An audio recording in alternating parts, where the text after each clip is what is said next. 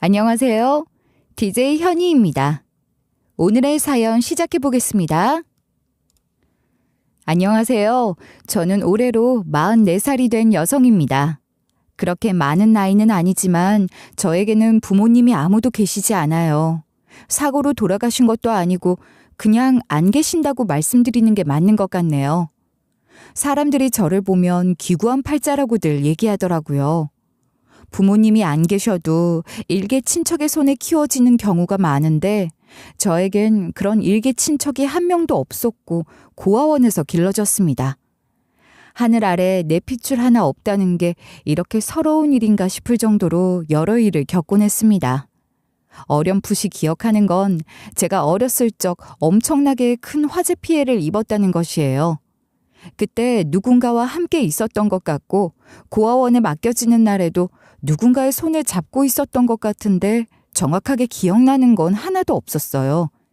그리고 그렇게 누가 절 맡겼더라면 시간이 지나고 찾아올 법도 한데 제가 고아원에 있는 동안 저를 찾아오는 사람은 아무도 없었어요. 몇 차례 입양이 된 적도 있었지만 좋은 기억으로 남지는 않았어요. 제가 처음 입양이 되었을 때는 7살 무렵이었습니다. 어떤 이유로 파양하시려고 하는 걸까요?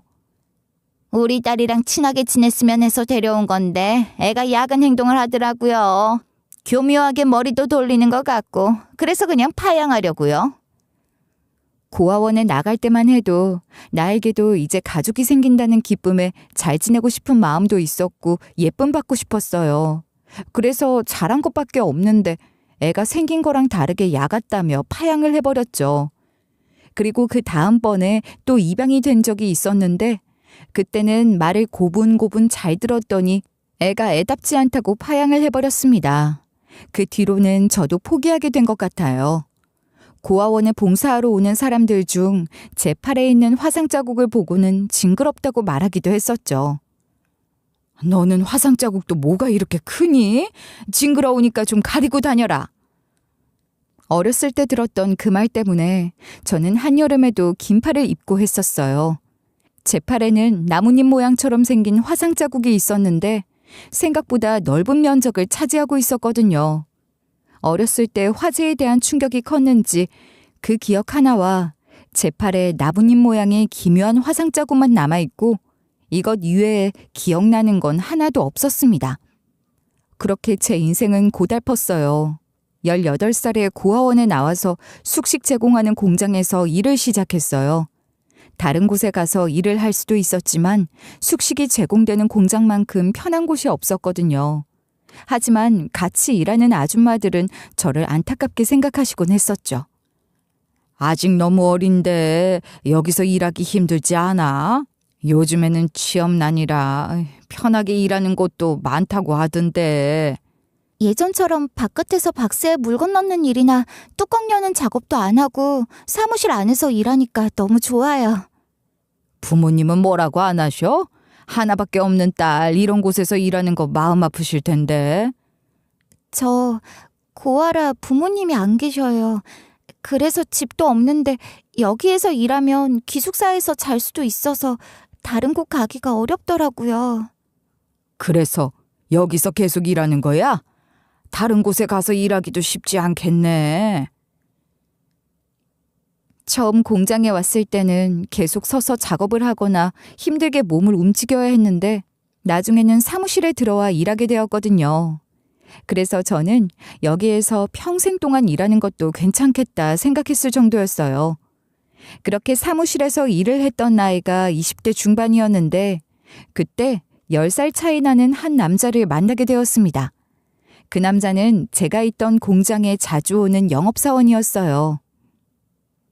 커피 좋아하세요?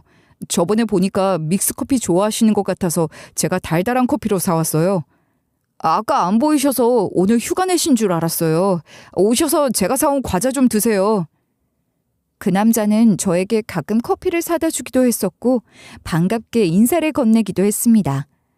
그때 저는 많이 어리숙했고 이런 남자의 친절이 부담스럽기보다는 따뜻하게 느껴졌습니다. 어린 나이에 저는 이게 사랑이라고 생각했기에 결혼까지 생각하고 있었지만 마음에 걸리는 게 하나 있었어요.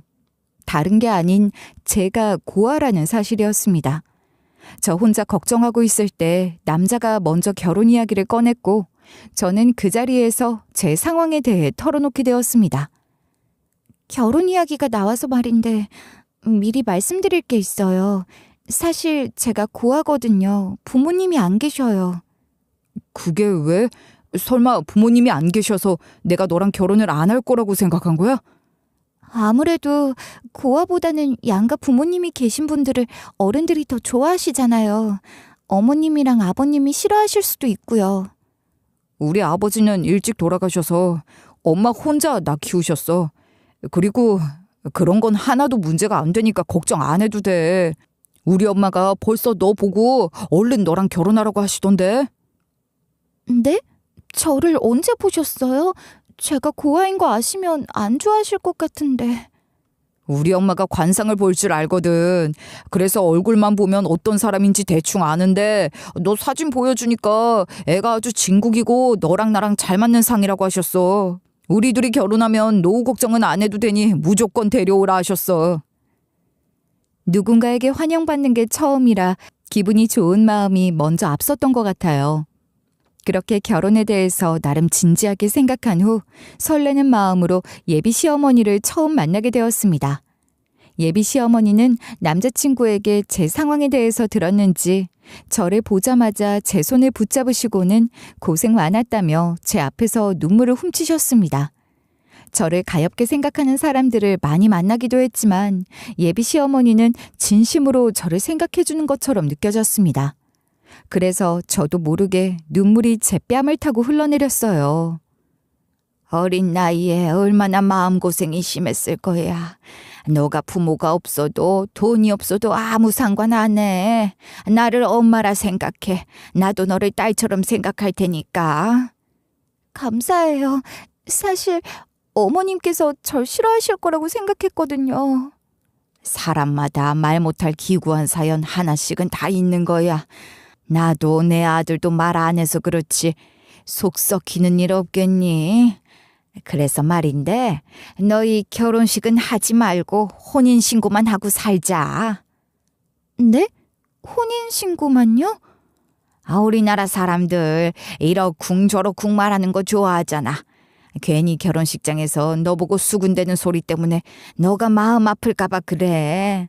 너만 괜찮으면 혼인신고만 하고 우리 집에 들어와서 살아. 내가 시어머니 노릇하려고 그런 게 아니라 여태까지 부모 사랑을 못 받아봤을 것 같아서 이제라도 내가 챙겨주고 싶어서 그래. 고아인 저를 차별 없이 대해주는 모습에 저는 결혼을 결심했고 저를 자식처럼 챙겨주겠다는 말에 시댁에 들어가서 살겠다고 말씀드렸었어요.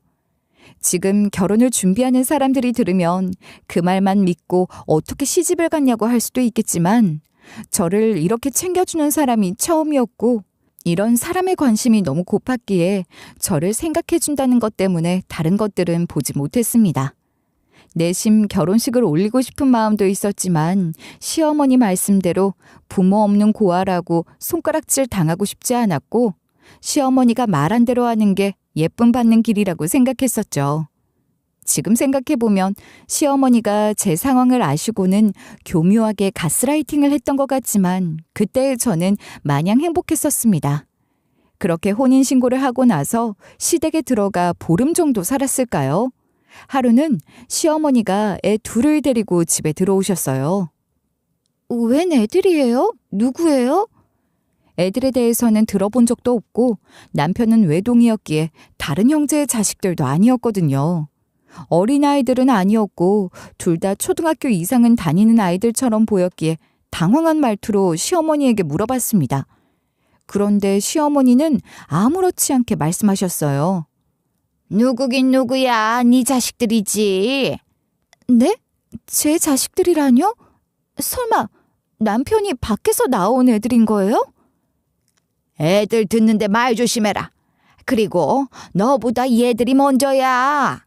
시어머니는 두 아이를 남편 아이라고 소개하였고 알고 보니 남편은 한 번도 아닌 2번이나 이혼을 했던 남자였어요. 너무나 충격적이어서 어떻게 된 거냐고 물어봤습니다. 지금 이게 어떻게 된 상황인 거예요? 애들을 데리고 와서 키우겠다는 거예요? 그렇다면 어떡하니? 엄마들이 다 애들 못 키운다고 우리한테 버리고 갔는데 우리가 안 키우면 고아원에 보내야 하는데 그럴 순 없잖아.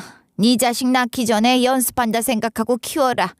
나이 많은 나보다는 젊은 너가 더 잘 키울 거 아니야. 너가 정 못 키운다면 그냥 고아원에 보내야지. 시어머니가 대뜸 아이들을 데리고 왔을 때만 하더라도 이게 무슨 말도 안 되는 상황인가 싶었어요. 결혼을 2번 한 것도 모자라 엄마가 다른 애가 2이나 있는 거니까요. 제가 아무리 못 배웠어도 이건 아니다 싶은 사실을 알고 있었지만 제가 이 아이들을 품지 않으면 고아원에 보낸다는 소리에 저는 이혼을 선택하지 못했어요. 남편은 제 눈치를 보며 미안하다고 얘기했습니다. 미리 이야기했어야 했는데 미안해. 그런데 애들을 고아원에 보낼 수는 없어서 내가 많이 도와줄 테니까 우리 같이 힘내보자.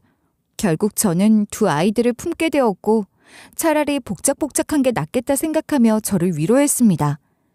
누군가는 저를 보고 바보라고 자기 팔자 자기가 꼬았다고 말할지도 몰라요. 그런데 세상에 나 혼자라는 공포가 어떤 건지 제 사연을 들으시는 분들은 모르실 거예요. 고아로 살아왔던 시절보다 말도 안 되는 상황이라고 하더라도 가족의 울타리 안에 있는 게 100번, 1000번 더 좋다고 생각했었거든요. 아이들도 이런 나의 마음을 알 거라고 생각했기에 시어머니와 아이 2을 데리고 살았습니다. 아이들이 제 말을 잘 들었다면 생활이 힘들진 않았을 텐데 사춘기에 들어서는 아이들이었기에 제 말을 듣기는커녕 어떻게든 제 말을 듣지 않으려고 구미하는 아이들 같았어요. 이 시기에 시어머니도 처음과는 완전히 다르게 저를 점점 구박하기 시작했어요. 어머님, 어디 다녀오세요? 우리 아들도 늦게 온다고 하길래 애들 데리고 외식 다녀왔다. 저에게도 얘기해 주셨으면 같이 다녀왔을 텐데 왜 말씀 안 하셨어요? 너는 돈도 못 벌면서 돈 쓸 생각만 하냐? 입을 하나라도 줄여야 우리 아들이 덜 힘들 거 아니야. 남편이 야근을 하는 날이면 시어머니는 저만 쏙 빼고 아이들만 데리고 외식을 하러 다녀오곤 했었어요. 시어머니가 저한테 그렇게 행동하니 애들이 뭘 느꼈겠어요? 아이들도 점점 더 제 말을 안 듣기 시작했고 짜증을 낼 때도 있었죠. 그럴 때마다 시어머니는 아이들을 훈계하시는 게 아니라 저만 나무라셨습니다. 너는 여자애들 하나 못 챙기냐? 아들도 아니고 똑같이 여자잖아. 이래가지고 무슨 애를 낳아서 키우겠다고? 어머니가 애들 앞에서 저한테 한 소리 하니까 애들도 제 말을 안 듣는 거잖아요. 네가 나한테 잘해서 봐라. 내가 애들 앞에서 너를 혼낼 일이 있나? 이래서 자란 환경이 중요하다고 하는 거야. 보고 배운 게 없으니 제대로 할 줄 아는 게 하나 있기라나. 아유, 답답해라. 시어머니는 저에게 화를 내는 날들이 늘어났고 애들이 커가면서 돈 들어갈 일들이 많아지니 나중에는 저보고 돈을 벌어오라고 하시더라고요. 공장에서 일하다 결혼하고 나서는 전업주부로 있었던 제가 어디에 취업할 수 있겠어요? 시어머니는 이런 저를 마트에 데려가서는 무작정 돈을 벌어오라고 하셨습니다. 이 상황에서 남편까지 저를 막대했다면 진작에 도망쳤겠지만 남편은 시어머니 눈을 피해 저를 챙겨줬어요. 저는 그런 남편의 사소한 행동에도 고마움을 느꼈고 바깥에서 일을 하기 시작하면 시어머니와 아이들과 부딪힐 시간이 없어질 거라 생각했어요. 그래서 시댁살이를 하며 돈도 벌러 다녔습니다. 많은 돈을 벌진 못했지만 그래도 애들 학원비 정도는 벌어왔고 제가 집안에 없으니 시어머니도 예전처럼 구박하지 않으셨어요. 그렇게 남편은 40이라는 나이가 되었고 애들은 고등학생, 대학생이 되니 한시름 놓이더라고요. 그렇게 몇 년 동안은 큰일이 없었기에 이런 날들만 계속돼도 여한이 없겠다 생각했었어요. 그런데 이런 행복도 잠시, 정말 내가 기구한 팔자라 이런 일이 일어나는 건가 싶을 정도로 안 좋은 소식이 저희 집을 덮쳤습니다. 남편이 암에 걸리게 되었거든요. 남편의 안 좋은 소식에 시어머니는 주저앉아 버리시고는 제 탓을 하기 시작했습니다. 이래서 집안에 사람이 잘 들어와야 하는 건데 너 때문에 우리 아들이 큰 병에 걸린 거야. 너 때문에. 엄마는 무슨 말씀을 그렇게 하세요? 이 사람 잘못이 뭐가 있다고요? 그리고 건강관리 잘하는 사람들도 걸릴 수 있는 병이에요. 누가 잘못해서 걸리는 게 아니라고요. 네 처가 너 잘 챙기고 잘했어 봐라. 너한테 이런 몹쓸 병이 찾아오나. 치료받는 것도 힘들다고 하는데 우리 아들 불쌍해서 어쩌냐. 이런 분위기 속에 애들은 돈돈거리기 시작했습니다. 보험 들어놓은 거 있죠? 그거 돈 많이 깨진다고 하던데. 설마 내 결혼자금 깨서 아빠 치료할 생각은 아니죠? 설마 자식 앞길 망칠 일 있어? 나라도 정신 바짝 차려야겠다 싶은 생각에 저는 남편 병간호를 하는 동시에 밖에 나가서 돈을 벌어왔습니다. 남편 병원비를 위해서 안 해본 일이 없는 것 같아요. 같은 병실을 쓰는 사람들이 그러다 쓰러진다고 하면서 병간호할 사람을 알아보라고 했었지만 당장 그 돈이 없는 걸 어떡해요. 그렇게 저는 제 몸을 갈아가며 가장으로 돈을 벌어오는 동시에 병간호를 했었습니다. 남편은 그런 저를 보고는 투병 내내 미안하다는 말을 달고 살았습니다. 다른 사람도 아니고 남편이었기에 저도 이 힘든 시기를 버틸 수 있었던 것 같아요. 남편을 만나지 않았더라면 시어머니의 구박도 애들에게 안 좋은 소리를 들을 일도 없었겠지만 그래도 저에게 가족이라는 울타리와 그늘막을 제공해준 사람이거든요. 저에게 남은 건 남편 하나뿐이라고 생각했기에 어떻게든 남편이 다시 건강을 되찾을 수 있도록 노력했었어요. 그런데 남편의 건강은 제 마음처럼 되진 않더라고요. 시어머니는 그럴 때마다 저에게 한 소리씩 하셨어요. 너 똑바로 내 아들 병간호해. 알겠어? 내 아들 잘못되기만 해봐. 가만 안 둘 테니까. 그렇게 남편은 4년이라는 기간 동안 투병을 하게 되었고 애들은 관심도 안 보일 때쯤 남편은 결국 눈을 감고 말았습니다. 정성껏 간호를 했지만 하늘의 뜻은 제가 어떻게 할 수 있는 게 아니더라고요. 남편은 눈을 감는 마지막 순간까지 저한테 미안하다는 말만 되풀이했습니다. 장례식장을 알아보는 와중에 재산 정리를 하게 되었죠. 남편은 차와 통장 등 몇 없는 재산을 남겼지만 그래도 빚이 없는 게 어디냐 싶은 생각을 했었는데 남편 자식들과 시어머니는 제 눈앞에서 남편 통장을 뺏어버리고는 보험금까지 내놓으라고 했습니다. 이건 내 아들 몫이야. 네가 탐낼 게 아니라고. 아줌마, 우리 아빠 몫으로 나온 보험금도 내놓으세요. 그거 다 우리 앞으로 나와야 할 돈이에요. 너는 그런 돈을 받았으면 내놓을 생각을 해야지. 너 혼자 꿀꺽 먹을 생각을 해? 너한테 줄 돈은 한 푼도 없으니까 당장 뱉어내. 남편이 투병 생활을 하는 내내 관심도 없었고 제대로 찾아와서 병수발 한 번 안 했으면서 남편이 눈을 감자마자 한 푼이라도 더 챙기려고 득달같이 달려드는 시어머니와 남편 자식들을 보니 온갖 정이 떨어져 버렸어요. 이제 남편도 없겠다. 저도 될 대로 되라는 마음으로 성질을 부렸어요. 사람이 어떻게 이럴 수가 있어요? 이 돈도 나한테서 뺏고 싶어요.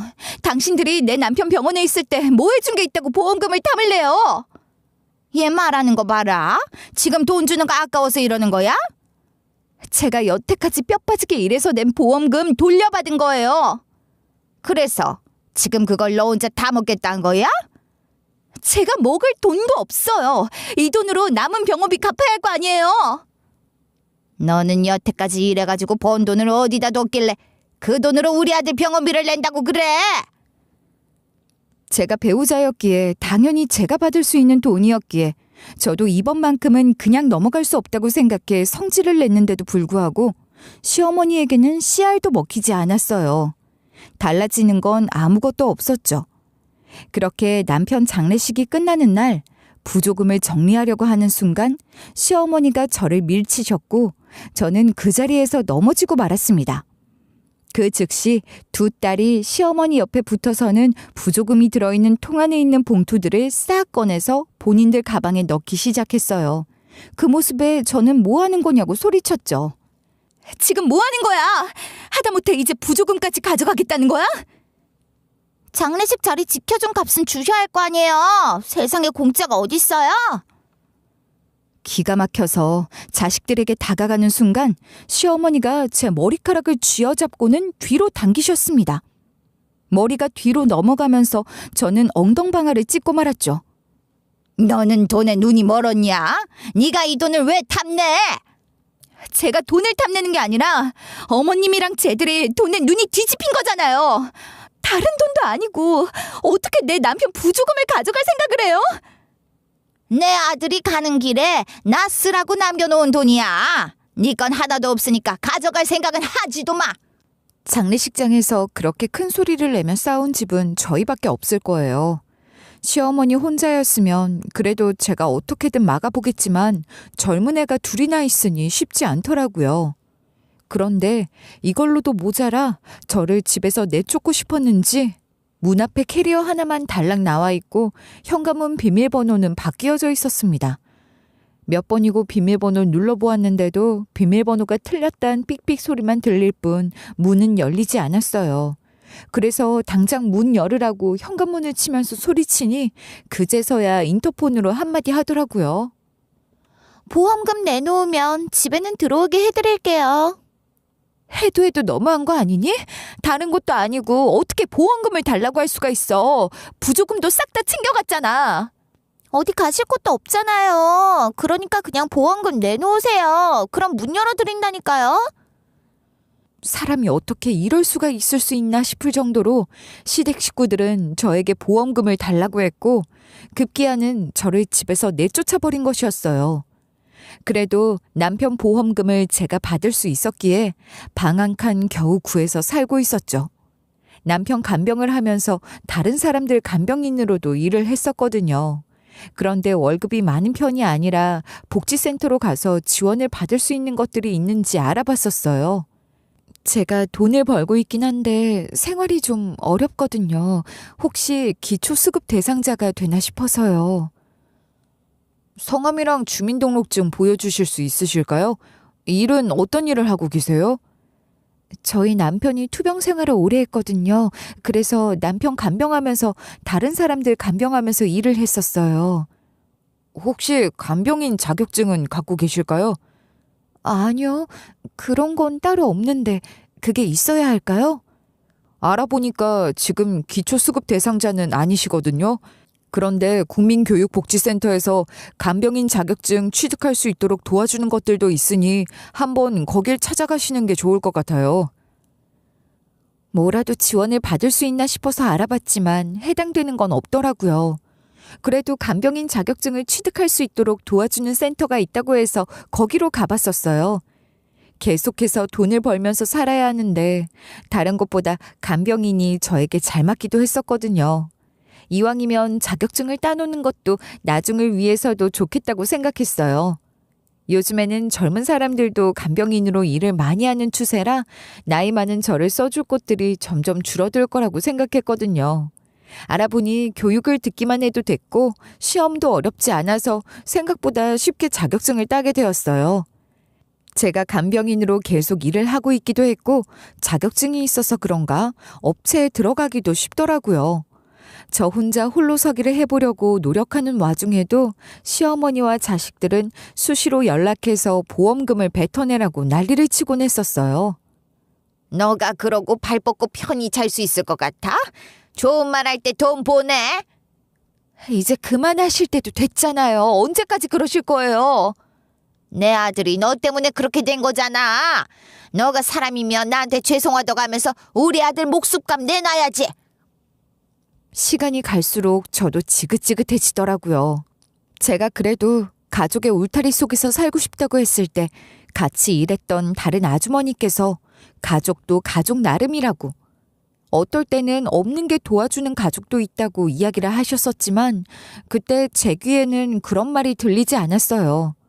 이제야 그때 같이 일했던 아주머니가 해준 말이 생각났고 정말 이런 가족이라면 없는 게 낫지 않을까 싶은 생각도 들며 예전에 제가 한 선택에 대해서 후회하게 되었습니다. 그렇게 저는 묵묵히 간병 일을 하며 하루하루를 버티고 있었어요. 제 성격이 조용조용하기도 해서 간병할 때에도 힘든 일도 군소리하지 않고 하는 편이었어요. 그러다 보니 업체에서 힘들어하는 사람들도 제가 맡아서 하게 되었어요. 여유가 있는 분들이 많이 계셨는데 하나같이 돈 주고 사람을 쓴다고 생각해서 그런가 본인 입맛대로 일을 시키거나 예민한 분들이 많이 계셨었어요. 다른 간병인들은 맡기 싫어하는 분들이었기에 주로 제가 맡아서 간병을 도와드리곤 했습니다. 저는 묵묵히 제 일만 했을 뿐이었는데 사람들 입소문이 돌았던 것 같아요. 한 번은 저에게 따로 연락이 온 적도 있었거든요. 안녕하세요. 신 사장님 소개로 연락드립니다. 간병일 하신다고 들었는데 맞으실까요? 그런 거라면 제가 있는 회사로 연락 주시면 됩니다. 전화번호 알려드릴게요. 그렇게 하는 것보다 이렇게 직접 말씀드리는 게 더 좋을 것 같아서 연락드렸어요. 거기에서 받으시는 것 맞춰 저희가 드릴게요. 대신 좀 더 신경만 써주세요. 신 사장님이 그러시는데 힘든 일도 묵묵히 잘해주신다고 하셔서요. 저희 어머니가 좀 예민하신 편이거든요. 간병인 분을 몇 분 모셨었는데도 맞는 분이 없어서 고민이었는데 신 사장님이 너무 좋은 간병인이 있다고 하시면서 연락처 알려주신 것이거든요. 어떻게 안 될까요? 너무 간절하게 요청을 해오셨기에 알겠다고 했습니다. 그렇게 저는 업체를 통해서 간병하러 나가는 경우도 있었지만 저에게 따로 연락을 해서 부탁을 하는 분들도 생기기 시작했었어요. 똑같은 일을 하더라도 회사와 나눠야 하는 돈이 없으니 저에게 떨어지는 몫이 더 많아서 몸은 힘들었지만 그래도 버틸 수 있었습니다. 그런데 다들 하나같이 저에게 사적인 것에는 관심도 없고 욕심도 없어서 편하다고 하셨었어요. 그래서 그런지 저를 다른 분들에게 소개를 해주시기도 하고 저는 그분들의 소개로 여유 있는 분들의 간병을 맡아서 하기 시작했습니다. 이제 좀 숨 돌리겠다 생각한 그때 자식들에게 보험금에 대한 유류분 소송이 들어왔어요. 다른 사람도 아니고 가족한테 돈 문제로 소송을 당할 거라고 생각하지 못했기에 당황했지만 티내지 않으려고 간병인 소개소 회사에 출근을 하며 똑같이 일을 하려고 했습니다. 그런데 그날 사장님이 저를 따로 부르시고는 집 주소가 적힌 메모를 건네셨습니다. 오늘부터 여기로 가면 돼요. 그럼 다른 분들은 시간을 옮기시는 거예요? 다른 분들은 다른 요양사 분들이 갈 거예요. 오늘부터는 여기만 가시면 돼요. 저번 달에 간병받은 최 사장님한테 소개받은 분이라고 하시면서 박 요양사를 콕 집어서 보내달라고 하셨거든요. 그렇게 받아든 집 주소를 찾아가 보니 부잣집이란 이런 거구나 싶은 집이 눈앞에 보였습니다. 간병인을 구하시길래 몸이 많이 안 좋으신가 싶은 생각이 들었는데 그 정도는 아니셨어요. 위암 판정을 받으시긴 하셨지만 일기라 심각한 정도는 아니라고 하셨거든요. 그래도 간병해줄 사람이 필요했기에 저에게 연락을 하신 거라는 사실을 거기 계신 다른 분을 통해서 듣게 되었습니다. 제가 간병해야 할 사람이 회장님이라고 들었기에 80세 이상 어느 정도 연세가 있으신 분이라고 생각했었어요. 그랬기에 심각한 병이 아니었는데도 간병인을 부르는 거라고 생각했었거든요. 사용인을 따라서 회장님께 인사드리러 들어갔었는데 생각보다 젊은 분이 앉아 계셔서 속으로는 놀라기도 했었습니다. 제가 며칠 동안 간병인으로 있으면서 회장님과 이런저런 이야기를 하면서 인적사항을 알게 되었는데 나이는 51세로 저보다 7살 정도 많으셨었어요.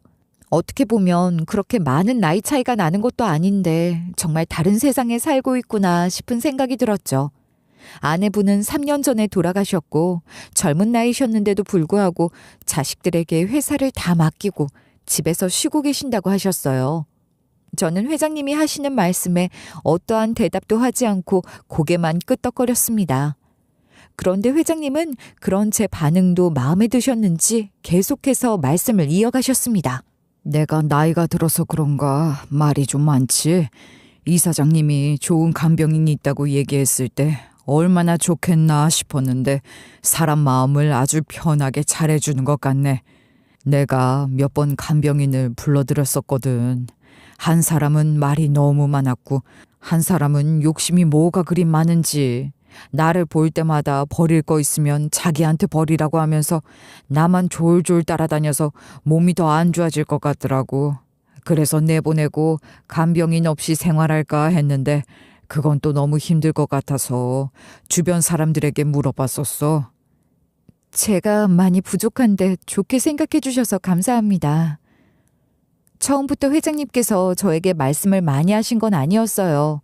아무 말씀도 안 하셨기에 과묵하신 분인가 보다 생각하고 저는 제 일만 묵묵히 했습니다. 그런데 그런 제 모습이 보기 좋으셨는지 본인의 이야기를 털어놓으시면서 저에게도 어렸을 때는 뭐라고 지냈냐, 남편은 뭐하냐는 사생활에 대해서 물어보시곤 했습니다. 그럴 때마다 저는 간결하게 대답만 했었어요.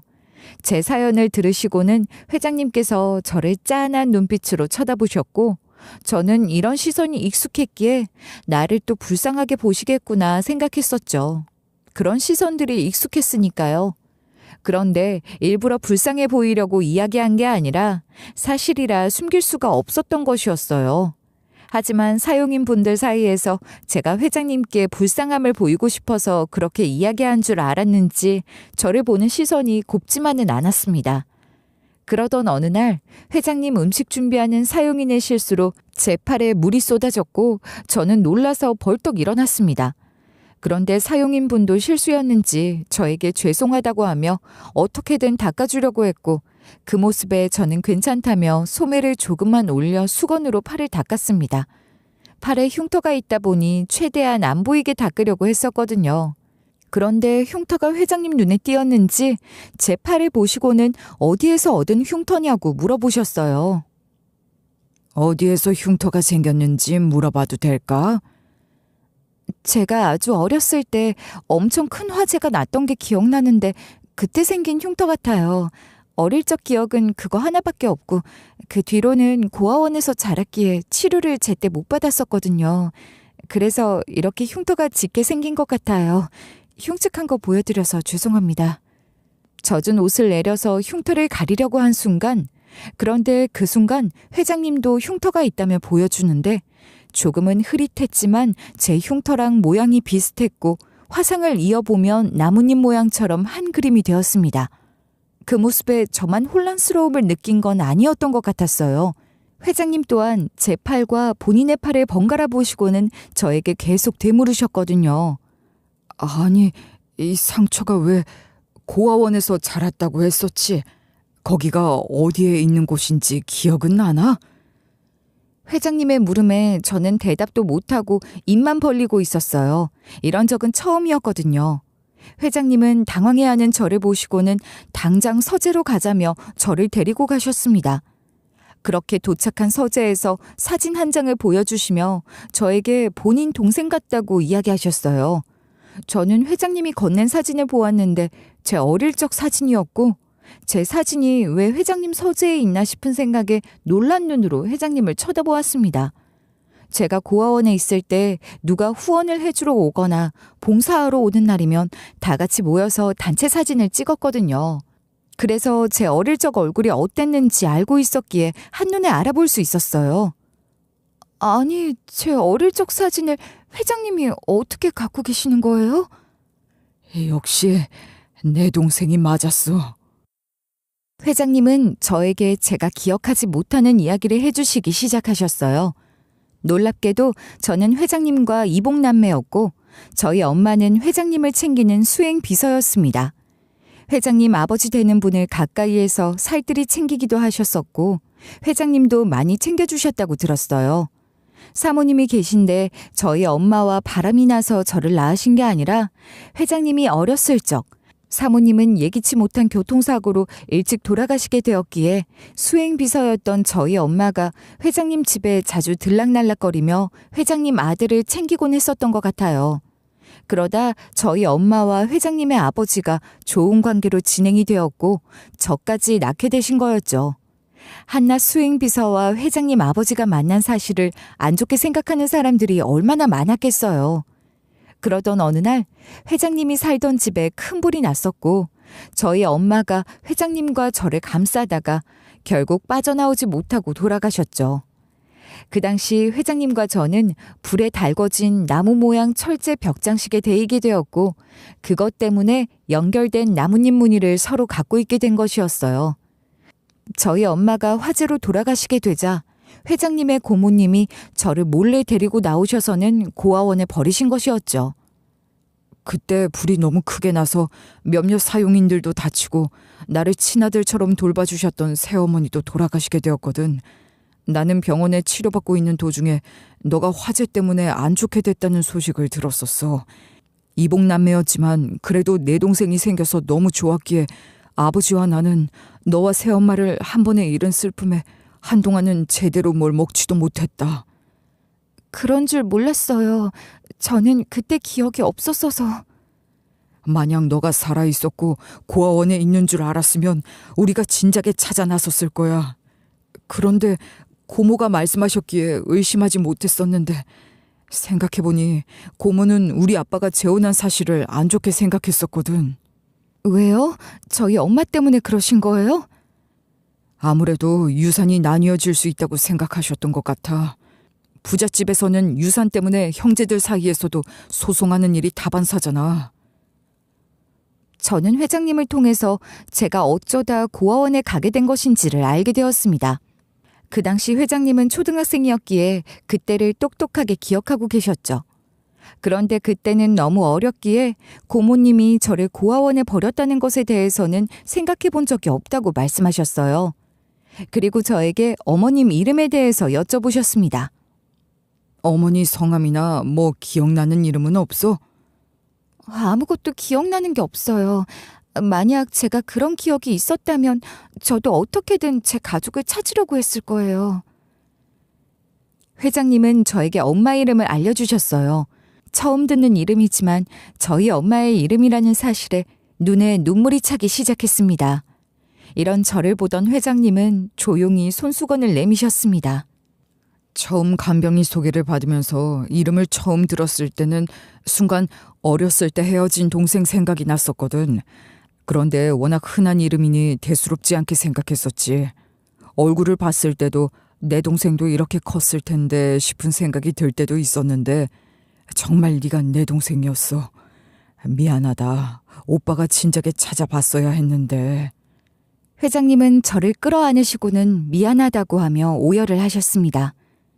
누군가의 잘못이라고 한다면 저를 고아원에 버리고 화재로 잘못됐다고 말한 고모님의 잘못이었는데 회장님은 저에게 계속해서 미안하다고 하셨어요. 그렇게 한참을 울다 회장님은 저에게 서류 한 장을 내밀어 보여주셨어요. 자세히 보니 가족관계 증명서였고 제 이름 옆에 사망이라고 적혀 있는 모습을 보며 하늘 아래 내 핏줄이 하나도 없던 것은 아니었구나 싶은 생각이 들었습니다. 그리고 제 생년월일을 정확하게 알게 되었어요. 고모님께서 저를 고아원에 데려다 놓을 때 혹시나 기억해서 집을 다시 찾아올까봐 생년월일을 잘못 이야기해 놓으신 것이었어요. 저는 그 가족관계 증명서와 제가 갓 돌이 돼서 찍은 가족 사진을 보며 펑펑 울어버렸습니다. 그전에는 어안이 벙벙하기도 하고 내가 지금 꿈을 꾸고 있나 싶은 생각도 들었거든요.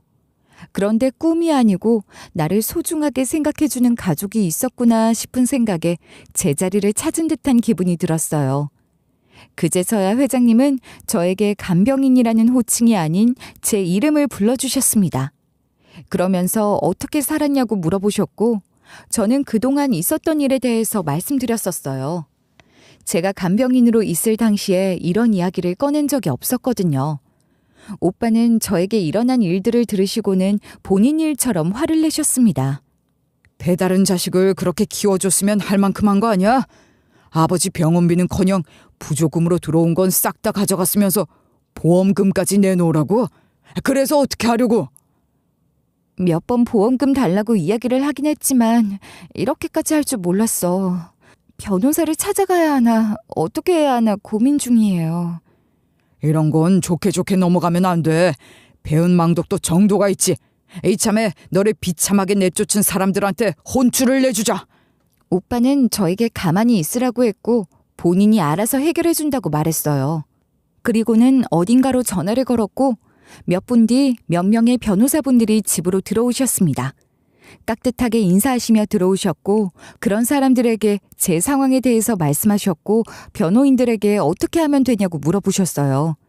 거기에서 가장 나이가 많아 보이는 분이 소송을 준비하자고 하셨고 오빠는 돈 걱정하지 말고 진행하라고 했죠. 그렇게 저는 자식들과 시어머니를 상대로 유류분 청부 반환 소송을 진행하게 되었습니다. 저에게 보험금을 내놓으라고 소송을 진행했지만 제가 줘야 할 게 아니라 오히려 받아야 하는 상황이었던 것이었어요. 먼저 간 남편이 제 배우자였기에 자식이나 부모보다 더 많은 지분을 갖는 것이 당연했지만 제가 이런 부분에 무지했기에 두 눈 뜨고 제 돈을 다 뺏길 뻔한 것이었죠. 그래도 회장님인 오빠의 도움으로 저는 유류분 청구 반환 소송을 하게 된 것이었어요. 소송을 시작해버리면 제가 꼬리를 내리고 보험금을 가져다 줄 거라고 생각했는데 제가 변호사를 선임해서 오히려 돈을 달라고 하니 시댁 식구들도 당황했는지 저에게 연락하셔서는 뭐 하는 거냐고 소리쳤습니다. 내가 너가 그렇게 돈을 빼돌렸을 줄 알았어. 그 돈 네 돈 아니야. 내 아들 돈이야. 돈이 넘쳐나니 변호사한테 퍼줬냐? 네가 그렇게 한다고 해서 내가 네한테 돈을 줄 것 같아? 미안하다고 빌어도 모자랄 판에 시어머니는 저에게 큰소리치기 시작했고 그 모습을 보니 저도 끝까지 가야겠다는 싶은 마음이 들었어요. 아줌마가 나한테 주기 싫다고 해서 안 줄 수 있는 게 아니에요. 그리고 제대로 알아보고 시작하지 그러셨어요. 그러면 변호사 돈 나갈 일은 없었을 텐데요. 너가 나중에도 일어나 보자. 나중에 울며 빌며 소송 취하해달라고 빌어도 얄짤도 없을 줄 알아. 시어머니는 본인 할 말만 하고 전화를 획 끊어버렸습니다.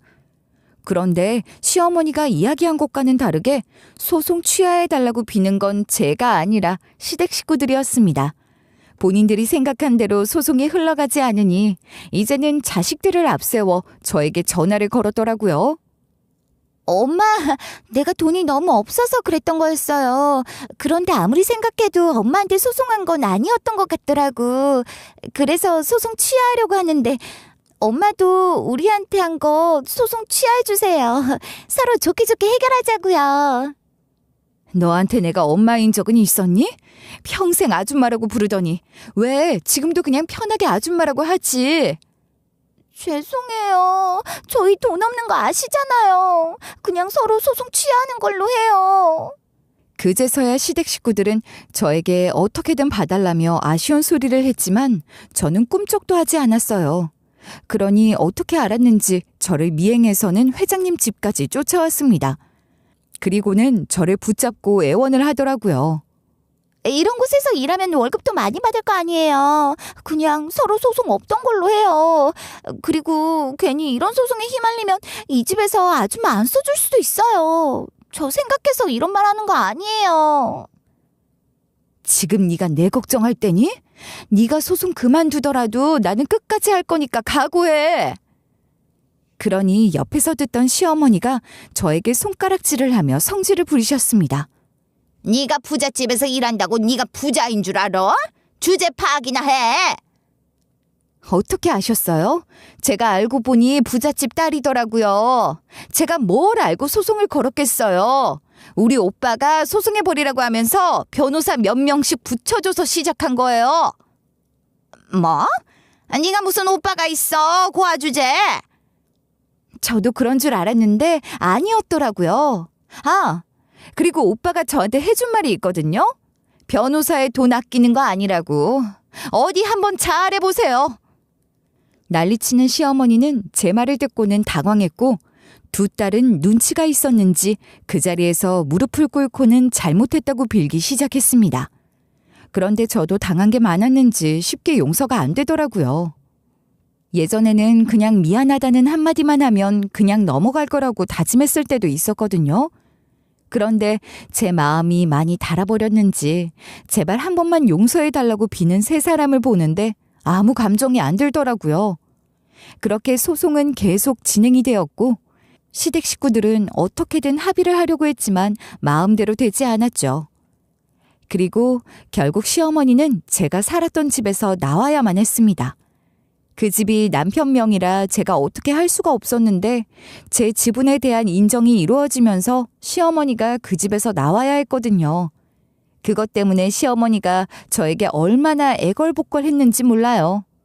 내가 지금 이 집을 나가면 어디서 살겠니? 내가 돈으로 줄게. 내가 이 집에서 살게 해줘라. 우리 아들이 살았던 집이잖아. 그러게 제가 순순히 이 집 나가드렸을 때 그냥 두지 그러셨어요. 저한테 먼저 소송 거셨잖아요. 그럼 책임지셔야죠. 자식들이 돈돈거려서 그런 거야. 나는 하지 말자고 했어. 알지? 내가 너 예뻐했었잖아. 저 2번 예뻐했다가는 아주 큰일 났었겠어요. 저 그 집 내놓을 거니까 다른 사람 들어가기 전에 짐 정리해서 나가세요. 안 그러면 거기 있는 짐 싹 다 버릴 거니까요. 시어머니는 자기가 이렇게 빌면 제가 그냥 넘어갈 줄 알았나 봐요. 그런데 저도 예전에 제가 아니었기에 시어머니가 보는 앞에서 물건을 밖으로 내다버렸습니다. 그 모습에 시어머니는 기겁을 했고 하루만 시간을 달라며 싹싹 빌었어요. 나갈게. 내가 짐 싸서 나갈게. 하루만 시간을 더 줘라. 내일 와서는 사람 불러서 싹 다 버릴 거니까 그렇게 하세요. 남편과 살았던 집이었지만 그 추억이 그렇게 좋지만은 않았기에 저는 결국 그 집을 팔아버렸습니다. 그리고 저는 오빠네 집에 들어와서 살고 있습니다. 오빠는 암이 그렇게 많이 진행된 것은 아니었기에 치료를 잘 받고 생활에 무리 없을 정도로 회복이 되었어요. 예전에는 요양인으로 왔다 갔다 했었는데 이제는 가족으로 한 집에서 살게 되었어요. 오빠 자식들은 다 결혼을 했고 제 소송을 맡아주는 날 가족들을 다 불러서 저를 소개해줬습니다. 예전에 나에게 동생이 하나 있었다는 말 기억나지? 먼저 간 줄 알았는데 알고 보니 고아원에서 힘들게 생활하고 있었더라고. 이제라도 오빠 노릇 하려고 한다. 우리 집에서 같이 생활할 거니 그렇게 알아라. 처음 가족들을 불러 저를 소개해 줄 때 다들 저랑 재혼하겠다고 하는 줄 알고 긴장했다고 하더라고요. 그런데 제가 예전에 잃어버린 여동생이라고 하니 다들 경계를 풀고는 저에게 살갑게 인사를 하며 말씀 많이 들었다며 다가와줬습니다. 오빠는 자식들에게 종종 나에게 예쁜 여동생이 있었는데 집에 불이 나는 바람에 잃었다고 안전에 특별히 신경 쓰고 계셨다고 들었어요. 그래서 다른 집과는 다르게 집안에 스프링쿨러가 설치되어 있었고 캡스처럼 개인 경비시설도 계약을 해놓고 있었거든요. 그래서 주변에 내 전 시댁 식구들이 보이면 캡스를 불렀고 그렇게 몇 번 쫓아내고 나니 다시는 찾아오지 않더라고요. 제가 소송을 진행하는 과정 중에 핸드폰 번호를 바꿔버렸기에 저에게 연락할 수 있는 길이 없었거든요. 그러니 이렇게 찾아왔지만 몇 번 호되게 당하고 난 뒤로는 그림자도 못 본 것 같아요. 오빠는 그동안 힘들게 살았으니 저보고 일하지 말고 놀면서 살라고 했지만 평생을 일했는데 하루아침에 놀라고 한들 그게 가능하겠어요? 저는 아직도 요양사 일을 하며 시간을 보내고 있습니다. 예전처럼 돈 벌려고 하는 게 아니기에 틈틈이 하고 오빠와 같이 시간을 보내며 사는 중입니다.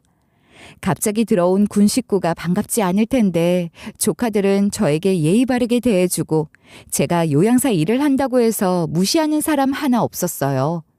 그런 걸 보며 이런 게 가족인 거구나 싶었습니다.